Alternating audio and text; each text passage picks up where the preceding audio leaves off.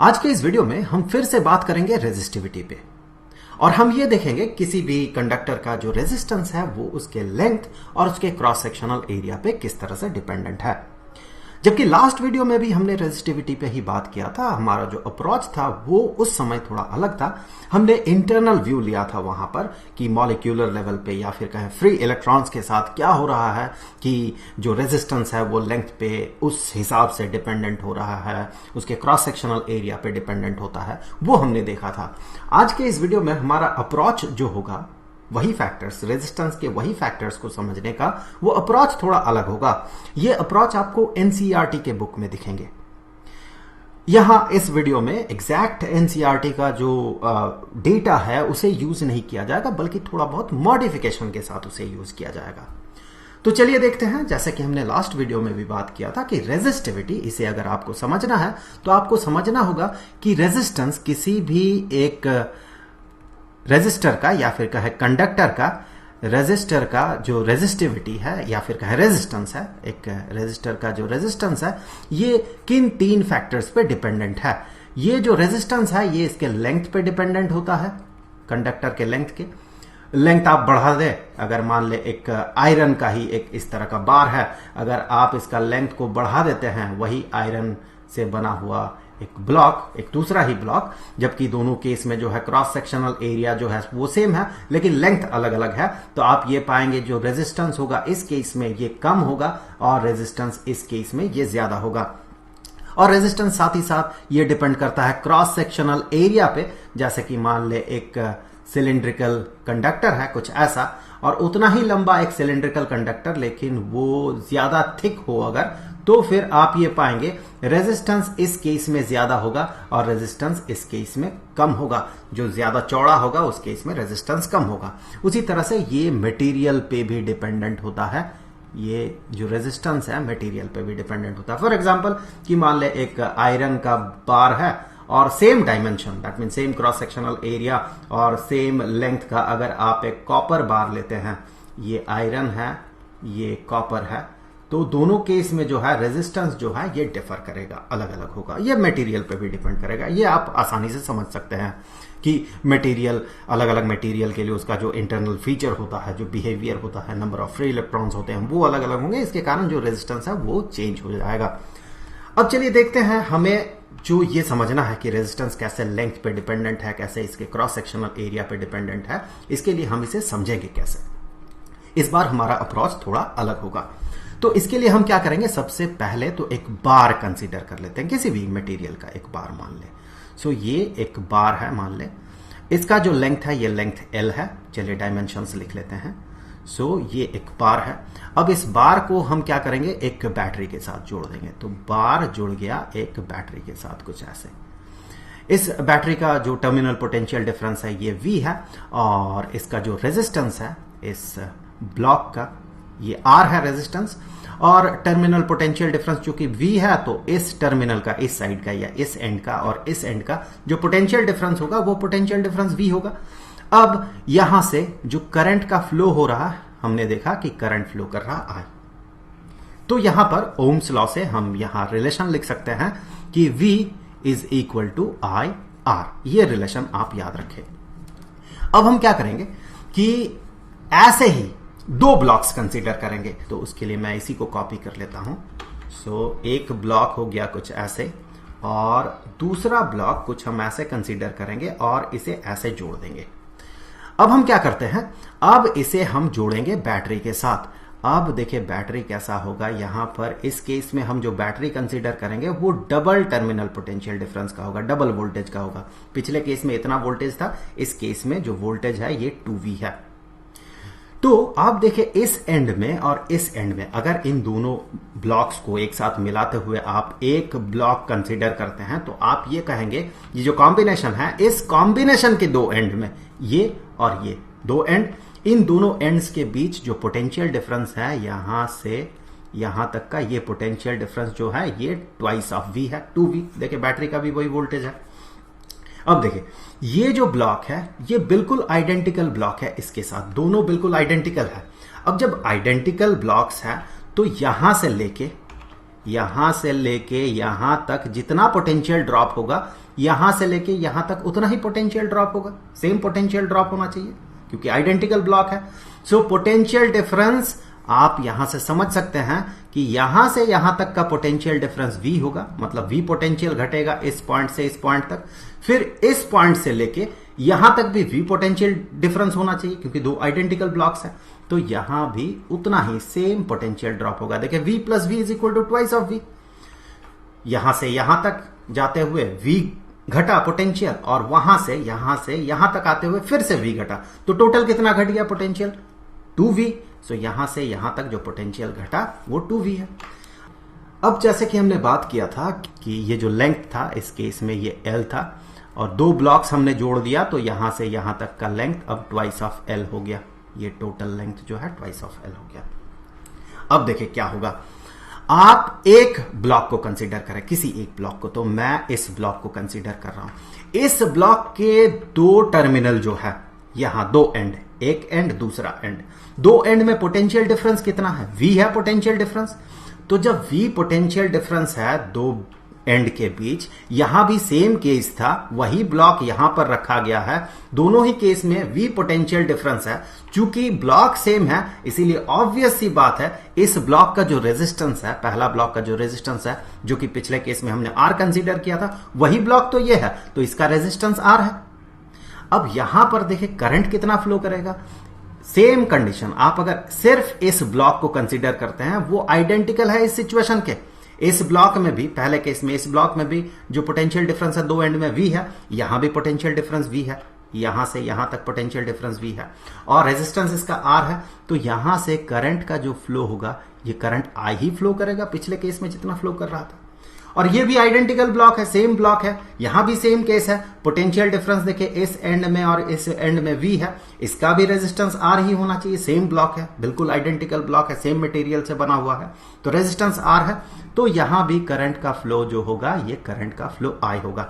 मतलब करंट कैसे फ्लो कर रहा है, यहां से आपको समझना होगा कि करंट कैसे फ्लो कर रहा है। यहां भी करंट I है, यहां भी करंट I है, इसका मतलब करंट जो है ये सीधे यहां पूरा का पूरा जो कॉम्बिनेशन है यहां से यहां तक फ्लो करते हुए जा रहा है, सेम करंट है, करंट I है, सेम करंट।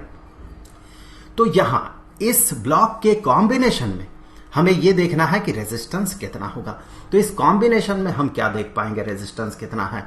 तो यहां पर हमने देखा, अगर इसे एक साथ आप कंसीडर करते हैं, इन दोनों को एक ब्लॉक मानते हैं, तो आप ये कहेंगे कि इस पूरे कॉम्बिनेशन के दो एंड में पोटेंशियल डिफरेंस, यहां और यहां दो एंड में पोटेंशियल डिफरेंस 2V है और अंदर से करंट फ्लो कर रहा I, और इसका रेजिस्टेंस जो है, टोटल रेजिस्टेंस इन दोनों ब्लॉक का मिला के टोटल रेजिस्टेंस RC अगर हुआ तो हम यहां पर कहेंगे, चलिए RC1 कर देते हैं क्योंकि अगला केस में भी हमें कंसीडर करना होगा रेजिस्टेंस को। सो यहां पर हम कह सकते हैं जो पोटेंशियल डिफरेंस है 2V, ओम्स लॉ को हम यूज कर रहे हैं, यहां पर potential difference is equal to current into resistance. तो ये 2V जो कि पोटेंशियल डिफरेंस है ये बराबर है किसके, देखें इस केस में भी करंट I ही फ्लो कर रहा है पूरा, I इंटू रेजिस्टेंस जो है ये है RC1। तो यहां से हम कह सकते हैं कि RC1 जो है ये बराबर हो गया twice of V divided by I। यहां से अगर आप आगे बढ़ते हैं, यहां से हम कह सकते हैं कि R जो है ये बराबर है V डिवाइडेड बाय I के, इस केस से हमें मिला वो। तो यहां अगर V डिवाइडेड बाय I में हम सब्सटीट्यूट कर देते हैं R, तो यहीं से आगे हम कह पाएंगे कि RC1 जो है ये बराबर है 2 इंटू R के। ठीक है, अब यहां पर देखें मटेरियल सेम है, हमने क्या किया, जो लेंथ है इस लेंथ को हमने कर दिया डबल। सो लेंथ जब डबल हो गया, यहां पर देखें L लेंथ है और यहां पर 2L लेंथ है, लेंथ डबल होते साथ रेजिस्टेंस भी डबल हो गया। तो हम यहां बड़े आसानी से कह सकते हैं कि जो रेजिस्टेंस है ये डबल हो गया, कब, जब लेंथ को डबल किया गया। तो resistance is proportional to length, ये हम कह सकते हैं यहां से। अब यहां से आगे हम क्या करेंगे, इसी ब्लॉक को अब हम कुछ ऐसे यहां पर प्लेस करेंगे। अब हमें देखना है कि ये कैसे डिपेंडेंट है इसके क्रॉस सेक्शनल एरिया पे। अब हम कुछ ऐसे प्लेस करेंगे और ऐसे प्लेस करने के बाद हम इसे एक बैटरी के साथ कुछ ऐसे जोड़ देंगे जिसका कि टर्मिनल पोटेंशियल डिफरेंस V है, सो वोल्टेज V है। अब आप यहां पर देखिए, इस ब्लॉक के इस एंड में और इस एंड में पोटेंशियल डिफरेंस V है, और इस एंड में दूसरे ब्लॉक के, या कहें जो ऊपर है उस ब्लॉक के इस साइड में और इस साइड में, दो एंड में जो पोटेंशियल डिफरेंस है वो भी V है। क्यों? क्योंकि जैसे ही बैटरी को हमने इस तरह से जोड़ा, ये जो पूरा का पूरा ये साइड है, ये एंड है, और ये पूरा का पूरा जो ये एंड है, दोनों के बीच का पोटेंशियल डिफरेंस जो है ये V होगा। तो ऑब्वियस सी बात है, चाहे आप इस ब्लॉक को कंसीडर करें या आप इस ब्लॉक को कंसीडर करें, दोनों के लिए ही दो एंड्स जो है, इन दोनों के बीच पोटेंशियल डिफरेंस V होगा, और यहां भी इन दोनों के बीच पोटेंशियल डिफरेंस V होगा। अब देखिए रेजिस्टेंस कितना होना चाहिए, ऑब्वियस सी बात है, सेम ब्लॉक है, इसी ब्लॉक को हमने यहां पर रखा, प्लेस किया, बिल्कुल आइडेंटिकल ब्लॉक है, तो रेजिस्टेंस भी उतना ही होना चाहिए। तो यहां रेजिस्टेंस R है, यहां रेजिस्टेंस R है। तो अब देखिए यहां पर क्या होना चाहिए, यहां पर जैसे ही V पोटेंशियल डिफरेंस हमने प्रोवाइड किया इस एंड में और इस एंड में पोटेंशियल डिफरेंस V है, तो वैसे ही यहां से ऊपर वाले ब्लॉक से करंट फ्लो करेगा I, और जैसे ही इस एंड में और इस एंड में पोटेंशियल डिफरेंस V है, तो ऑब्वियस सी बात है नीचे वाले ब्लॉक में भी करंट फ्लो करेगा I। अब अगर आप इन दोनों ब्लॉक के कॉम्बिनेशन को कंसीडर करते हैं तो करंट कितना फ्लो कर रहा, आप ध्यान से देखें, इस क्रॉस सेक्शन में, अगर यहां पर हम एक क्रॉस सेक्शन कंसीडर करते हैं, इस क्रॉस सेक्शन में कितना करंट है, तो ऊपर से I, नीचे से I, टोटल देखें 2I करंट फ्लो कर रहा है। तो यहां पर हम ये कहेंगे कि जो करंट है एज कॉम्बिनेशन, इसका जो कॉम्बिनेशन है, इस कॉम्बिनेशन में जो करंट है, ये करंट है 2I, इतना करंट फ्लो कर रहा है। और साथ ही साथ आप यहां पर इसका जो रेजिस्टेंस है, इसका रेजिस्टेंस को RC2 अगर कहें, तो देखिए रिलेशन क्या निकल के आता है। तो यहां से हम ये कह सकते हैं कि पोटेंशियल डिफरेंस V है, करंट 2I फ्लो कर रहा है, तो रेजिस्टेंस कितना होगा, तो ओम्स लॉ फिर से यहां पर अप्लाई करते हैं और हमें मिलेगा potential difference V is equal to current जो कि ट्वाइस ऑफ I है, इनटू रेजिस्टेंस जो कि है RC2। तो हम यहां से कह सकते हैं कि RC2 इज इक्वल टू कितना बन जाएगा, ये देखिए V divided by twice of I हो गया। अब देखिए यहां V डिवाइडेड बाय I क्या था, यहां से देखिए V डिवाइडेड बाय I जो था वो R के बराबर था। अगर वही वैल्यू हम यहां पर पुट करते हैं तो हम कहेंगे RC2 is equal to R divided by 2। यहां देखने वाली बात यह है कि इस केस में हमने क्या किया, लेंथ को नहीं बढ़ाया। अगर आप इसके कॉम्बिनेशन को कंसीडर करते हैं तो आप ये पाएंगे जो लेंथ है यहां से लेके यहां तक, ये लेंथ तो L ही है, लेकिन क्रॉस सेक्शनल एरिया बढ़ गया। यहां पर इसका क्रॉस सेक्शनल एरिया अगर A था, यहां भी वही होगा। तो यहां देखिए क्रॉस सेक्शनल एरिया जो है ये ट्वाइस ऑफ A हो गया। ऑब्वियसली यहां भी cross sectional area twice of A है। तो क्रॉस सेक्शनल एरिया को हमने डबल किया। रेजिस्टेंस क्या हुआ, देखिए कॉम्बिनेशन जो है, ये पूरा का पूरा जो कॉम्बिनेशन बना, उसका रेजिस्टेंस क्या हुआ, रेजिस्टेंस आधा हो गया।